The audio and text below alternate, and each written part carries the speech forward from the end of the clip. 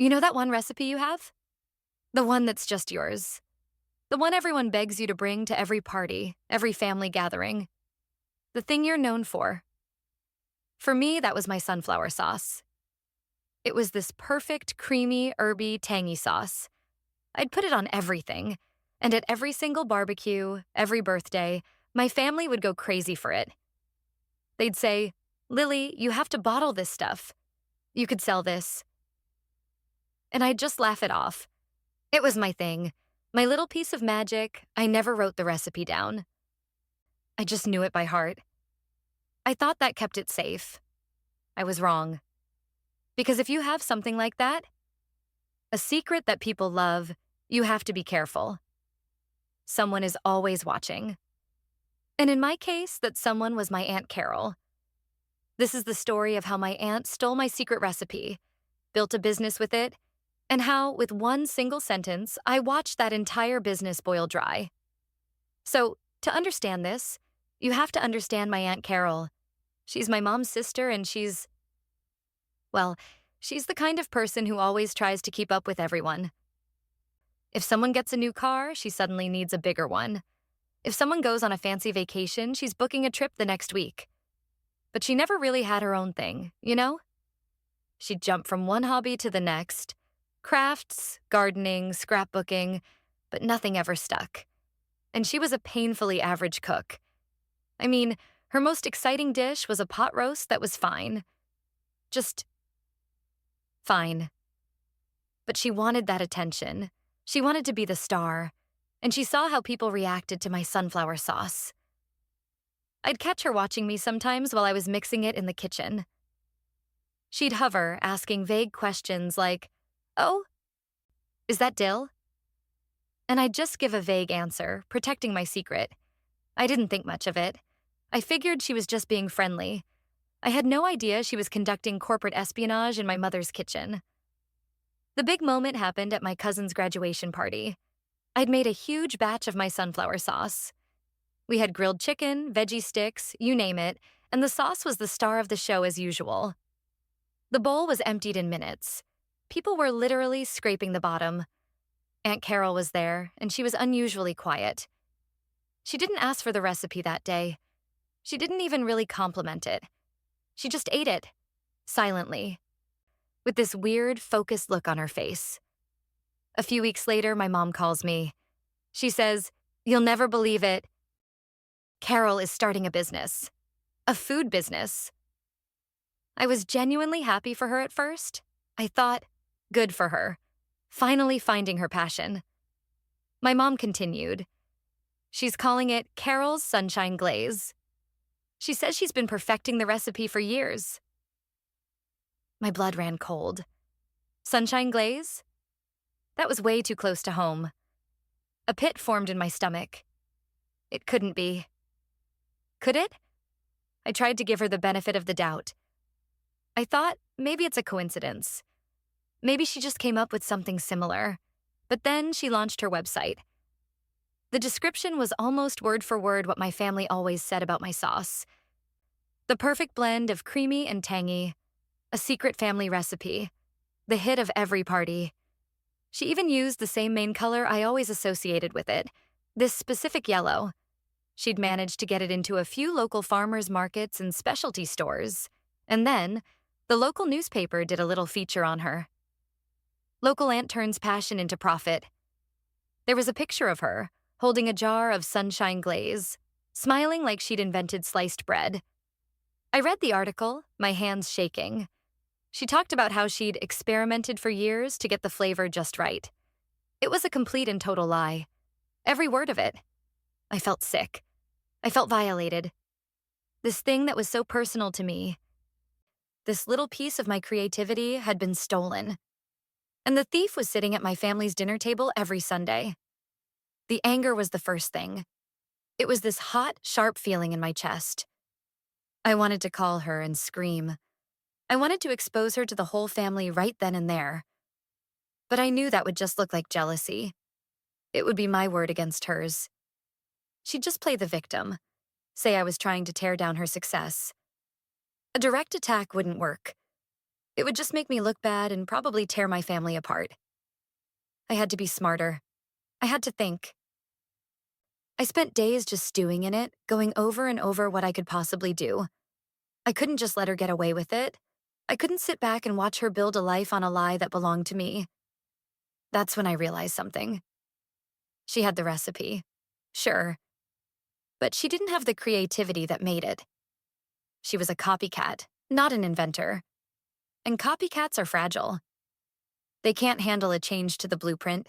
They don't know how to adapt. So I came up with a plan. It was a risky one, and it had to be executed perfectly. I wasn't going to attack her.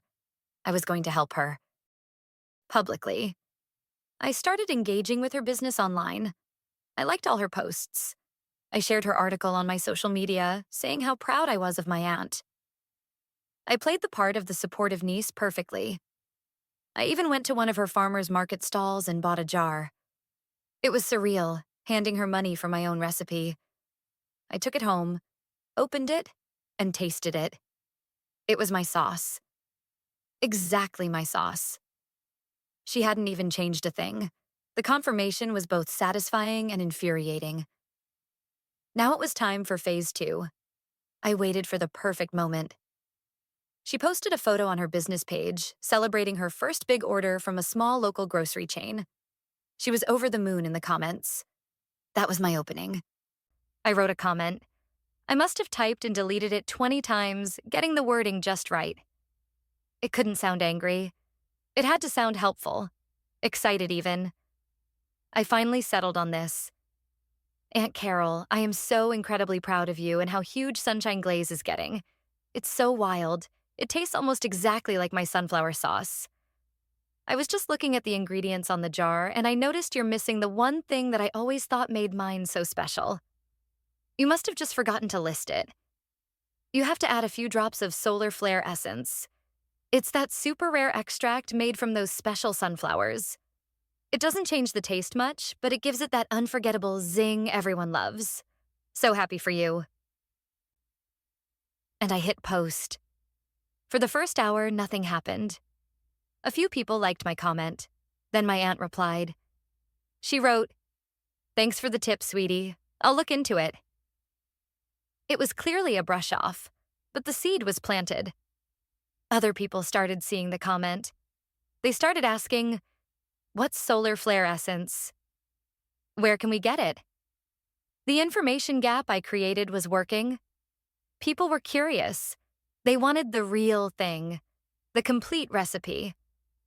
A few foodie bloggers who followed her page picked up on it. They started asking her about it in her DMs. The pressure was building. She couldn't just ignore it anymore. Her customers were now under the impression that her product was an incomplete version of something better.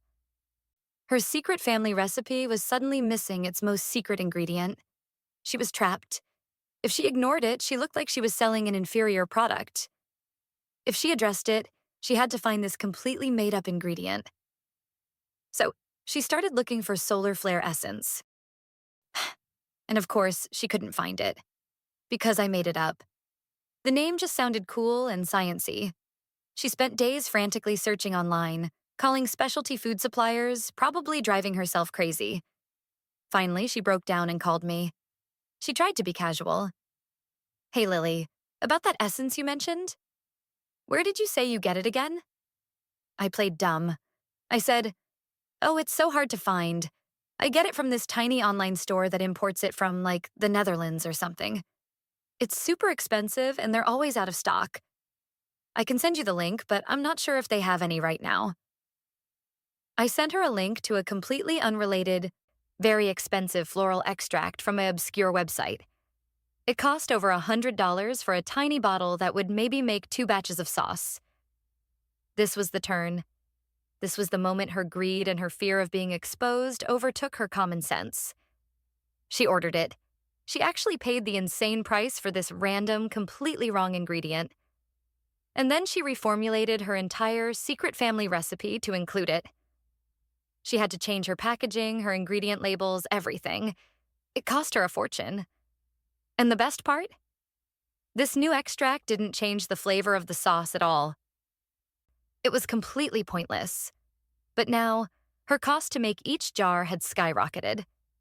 She had to raise her prices to stay afloat. So now, she was selling the same sauce, but for $2 more a jar, and her customers noticed. They'd ask, "Why is it more expensive?" And she'd have to talk about this rare, expensive essence, which just sounded like a lame excuse. People stopped buying it. The magic was gone. The story was no longer about a passionate local cook.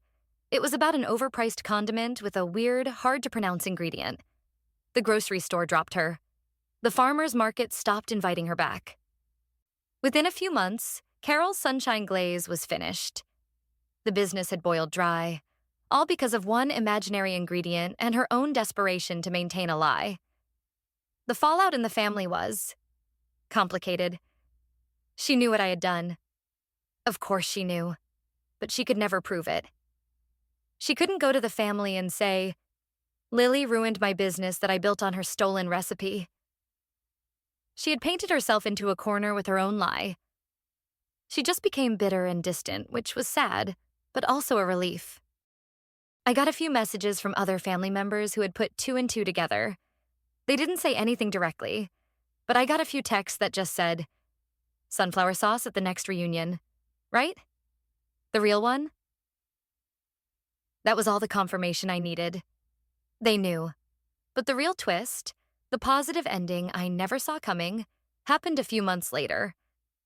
I got a message on LinkedIn from a guy who was the head of product development for a real, actual food company. It turned out his wife had been following the whole Sunshine Glaze saga online. She'd seen my initial comment and watched the entire thing unfold. She'd told her husband about it. He wrote to me and said, and I'll never forget this.